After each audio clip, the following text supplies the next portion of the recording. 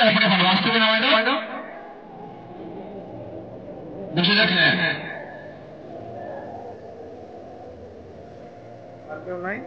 সুতরাং যখন সিঁড়িতে নামবেন সাবধানে নামতে হবে, কেউ যেন আহত না যায়।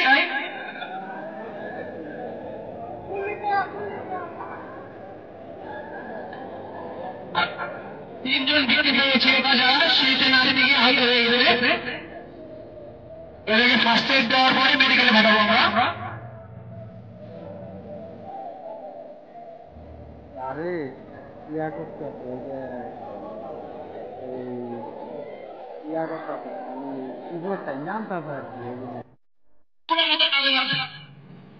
আমার জীবনে আমি দেখিতে আগুন লাগবে, পানির মধ্যে আগুন লাগাটা সম্ভব?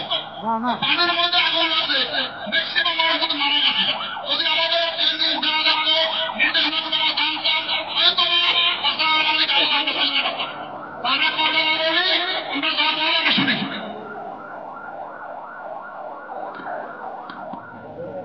আসসালামু আলাইকুম, কথা শোনা যায়?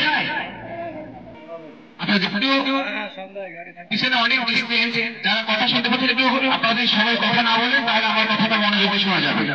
আমরা প্রতি বছরে সরকারি যে নির্দেশনা রয়েছে একটা ফ্যাক্টরি কমপক্ষে বছরে 2বার ফায়ার ট্রেন করবে। ফায়ার ট্রেন করার উদ্দেশ্য হচ্ছে আমরা যে কোনো বিপদের সময় নিজেকে যেন সেফ রাখতে পারি, পাশাপাশি যে ভবনে আগুন লাগে সে আগুনটাও যেন নির্বাপন করতে পারি। যখন ফায়ার যে ফ্লোরে আগুন লাগছে সেই ফ্লোরে আমরা এক্সটিংগুইশার ব্যবহার করতে পারি, আগুন কিন্তু নেমে যাবে। আগুন কি একবারে অনেক বড় হয় নাকি? আগুন ছোট থেকে অনেক বড়। ছোট আগুনটা যদি আমরা একটা এক্সটিংগুইশার ব্যবহার করি অনায়াসে আগুন নির্বাপন করা সম্ভব। সুতরাং যারা ফায়ার টিমের দায়িত্বে আছে, রেস্কিউ টিমের দায়িত্বে আছে, তারা আগুনটা নিভানোর চেষ্টা করবো, আর বাকি যারা সবকে আমরা সেফটি জোনে চলে আসবো। কথা বলতে গেছে আমরা